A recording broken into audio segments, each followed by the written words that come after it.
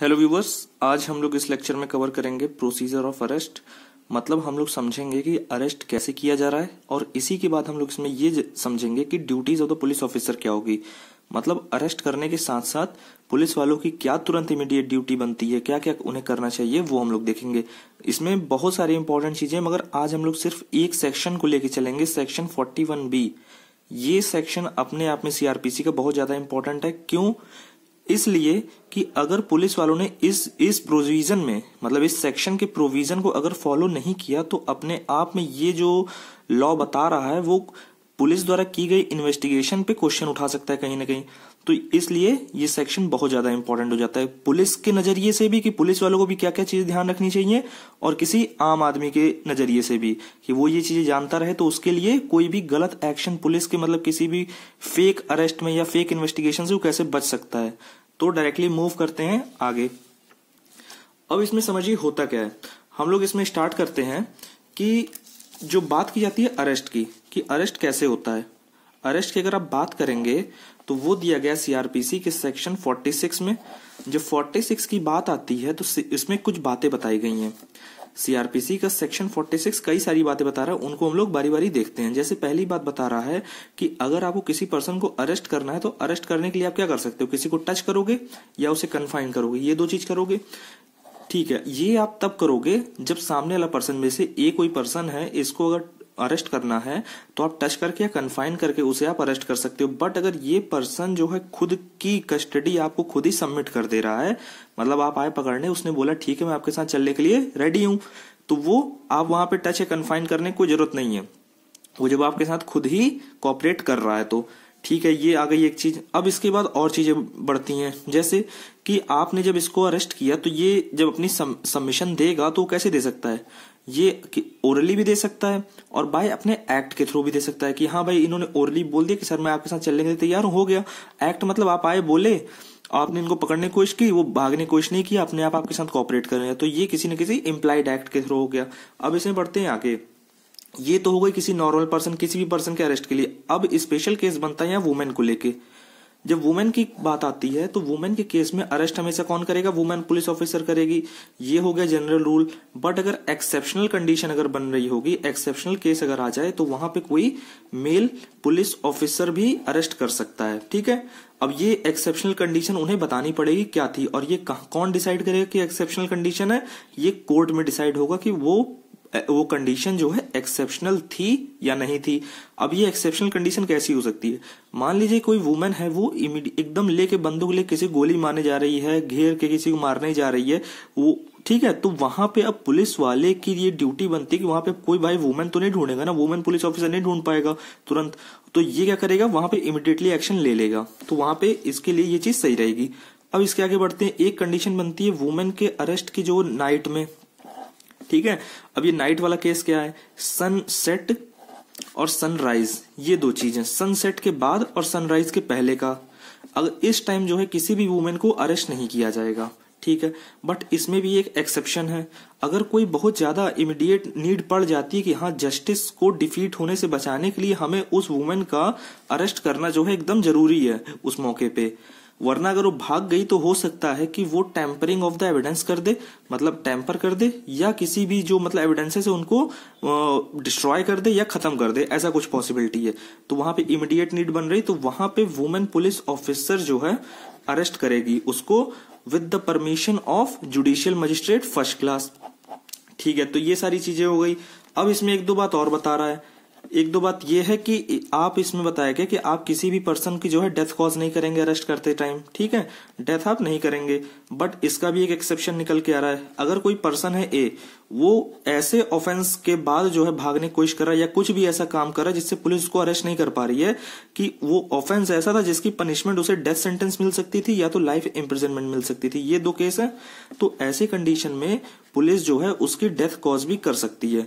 इस सेक्शन में mainly arrest से रिलेटेड ये बात बोली गई है कि आप हर वो नेसेसरी मीन यूज कर सकते हैं किसी भी पर्सन को अरेस्ट करने के लिए जितने की वहां जरूरत है, बस डेथ नहीं कॉज कर सकते। मगर इस कंडीशन में कि अगर वो पर्सन डेथ से ऐसा ऑफेंस करके जा रहा है या भाग रहा है जहां पे पनिशमेंट डेथ हो सकती थी या लाइफ इंप्रिजनमेंट उसे मिल सकती थी, तो सर्कमस्टांसेस अगर ऐसे बन रहे हैं नेसेसरी मीन यूज करने के, तो वहां पे आप डेथ भी कॉज कर सकते हैं।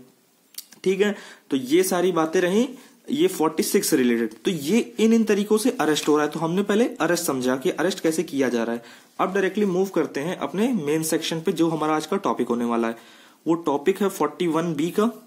41B में भी बहुत सारी बातें हैं। अब इसको समझते हैं। देखिए, सबसे पहले क्या हुआ, अरेस्ट हो गया, यहां पे अरेस्ट हो गया। अब अरेस्ट होने के बाद क्या हो रहा है, देखिए इस सेक्शन में कुछ चीजें बताई गई हैं, तो उनको हम लोग बारी बारी देखते हैं। तो अब समझिए इन चीजों को कि ये सारी चीजें जो इस सेक्शन में निकल के आ रही वो आ कहां से रही हैं। एक केस था DK Basu versus State of West Bengal का।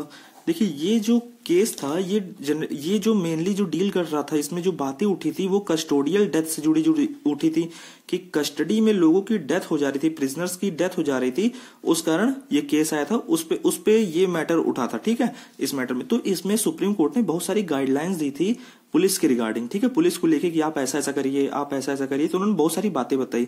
वही सारी बातें आगे चल के ये सारा लॉ तैयार हो गया। 41B, 41A, 41C, 41D, इसमें जो है उसको लॉ के रूप में डाल दिया गया। ठीक है, तो इसमें देखते हैं 41B में उन्होंने क्या बात बोली। 41 जो इसमें बातें बोली गई वही ले आके यहाँ 41B में रखी गई या किसी अदर सेक्शन में रखी गई। तो हम लोग अभी 41B देखते हैं। इसमें उन्होंने बोला, पहली बात इस सेक्शन की जो पहली बात है वो ये बोला कि आप जो पुलिस ऑफिसर जो अरेस्ट करने जा रहा है उसके पास एक्यूरेट, विजिबल प्लस क्लियर ये सारी चीजें चाहिए। क्या, आइडेंटिफिकेशन ऑफ नेम आपका होना चाहिए। ऐसा नहीं कि आप जा रहे हैं, आपके पास कोई अपनी आईडी नहीं है, कि आप पहचान में ही ना आ पाए कि आप पुलिस वाले की डकैत हैं कि कौन है। ठीक है, तो ये सारी चीजें होती हैं। भाई आप एक अपना जो है एक एप्रोप्रिएट जो है कोई आईडी प्रूफ रखे रहिए कि बाय चांस अगर आपके ऊपर कोई क्वेश्चन उठता है तो आप वहां पे तुरंत शो कर सके मौके पे। तो ये सारी चीजें हो गई। ये रखने का डायरेक्शन सुप्रीम कोर्ट ने भी दिया था, जिसको बाद में इस सेक्शन द्वारा जो है दिया जा रहा है। ठीक, इसके आगे बढ़ते हैं। अब मेन आ गई है अरेस्ट वाली बात। तो ये तो पुलिस के ऊपर डाल दी कि हाँ आपको ये चीज करनी है। अब यहाँ पे पुलिस की क्या ड्यूटी है, अरेस्ट हो गया, उसके बाद तुरंत एक आपको मेमोरेंडम तैयार करना है। किसका, मेमोरेंडम ऑफ अरेस्ट का। तो ये सारी चीजें जब उसमें अरेस्ट में होता क्या है, अरेस्ट को इसको हम लोग हिंदी में कहते हैं गिरफ्तारी का ज्ञापन। इसे मेनली होता ये है, कोई भी पर्सन जो अरेस्ट हो रहा है उसकी एज, उसका नाम, उसका एड्रेस, उसका कहाँ से उसको उठाया गया और किस पुलिस स्टेशन के दायरे में वो पर्सन लग रहा था जहां पे उसको उठाया गया, किस पर्सन ने अरेस्ट किया, इसको कोर्ट में पेश कब किया जाएगा, कौन सी कोर्ट में पेश किया जाएगा। ये सारी बहुत सारी चीजें होती है जो इसमें मेमोरेंडम में डाली जाती हैं। तो इससे होता क्या है, जब मेमोरेंडम में इतनी चीज बताई जाएगी तो ये सारी इंफॉर्मेशन एक तरह जो एक्यूज से रिलेटेड, जो अपराधी से रिलेटेड है, वो सामने आ जाएंगी। अब इसके बाद हो कह रहा है मेमोरेंडम पे साइन करवाया जा रहा है। साइन करवाने के लिए किसे बोला गया, साइन करवाने के लिए बोला गया कि जो पर्सन अरेस्ट हुआ है उसका ही फैमिली मेंबर होना चाहिए, वो फैमिली मेंबर ही साइन करेगा। बट अगर कंडीशन ये है कि वो फैमिली मेंबर मिल नहीं पाया है, ठीक है, तो होगा क्या, वहां उस सोसाइटी का, उस लोकेलिटी का कोई भी रिस्पेक्टेड पर्सन जो होगा उससे जो है साइन कर लेगा। क्यों ये किया जा रहा है, एक विटनेस के लिए, कि ये पर्सन जो है विटनेस के रूप में कि जो पुलिस वालों ने अरेस्ट किया है वो ऐसे ही नहीं उठा ले गए, उन्होंने जो मेमोरेंडम तैयार किया इनका साइन लेंगे तो ये विटनेस होंगे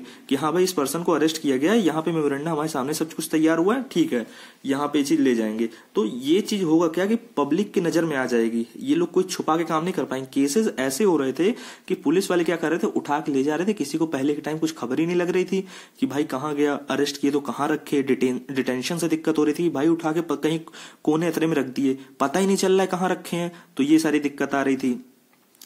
तो ठीक है, इसमें होता क्या, जैसे एक केस था, आपको एग्जांपल रूप में देखना, तो एक केस था, उसमें होता ये है कि एक पुलिस वाले रहते हैं, एक लड़के को उठा के ले जाते हैं, वो लड़का क्या रहता है, थेफ्ट के नाम पे उसको उठा ले जाते हैं कि हाँ थेफ्ट के केस में उसको अरेस्ट करके ले गए और कुछ दिन बाद उसकी जो है डेड बॉडी मिलती है। तो इस तरह के मैटर थे।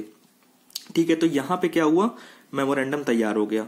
मेमोरेंडम जब तैयार हुआ तो वहां पे फैमिली, और या तो फैमिली का कोई पर्सन नहीं है तो वहां पे कोई भी रिस्पेक्टेड पर्सन सोसाइटी का, उससे जो है क्या विटनेस के रूप में उससे साइन करा लिया। दूसरी चीज, यहाँ पे काउंटर साइन कराया जाएगा उसी अरेस्टेड पर्सन से भी। ठीक है, ये इतनी चीजें हो गई।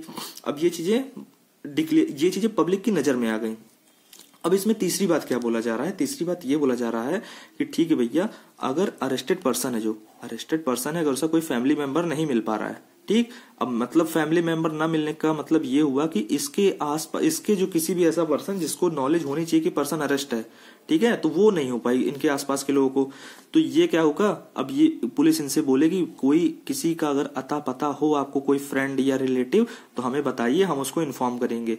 अब ये सारी चीजें जो है इस सेक्शन में बोली। अब ये सारी चीज पुलिस वालों को ध्यान इसलिए रखनी चाहिए क्योंकि इस प्रोविजन को जब आप पढ़ेंगे तो यहाँ पे शेल वर्ड का यूज हो रहा है।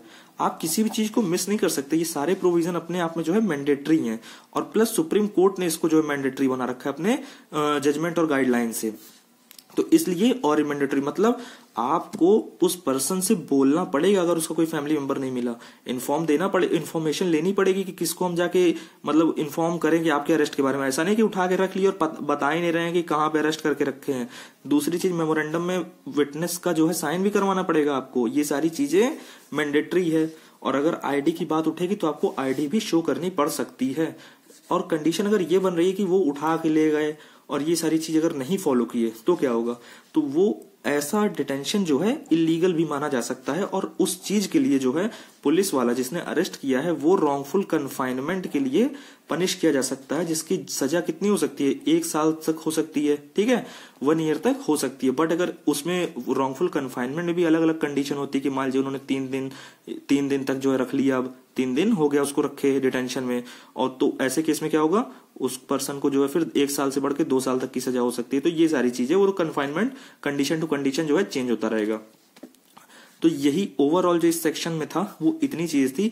अब ये सारी चीजें होने के बाद होता क्या है कि जो पुलिस वाले होंगे वो जाएंगे डीएम या एसडीएम को ये सब चीजें पूरी रिपोर्ट बताएं कि हाँ हमने नॉन कॉग्निजेबल ऑफेंस में जो है किसी पर्सन कॉग्निजेबल ऑफेंस में किसी पर्सन को अरेस्ट किया है, ये पुलिस स्टेशन हमारा है, ये चीज, तो उनको इन्फॉर्मेशन देंगे जो कि सेक्शन 58 में दी जाती है।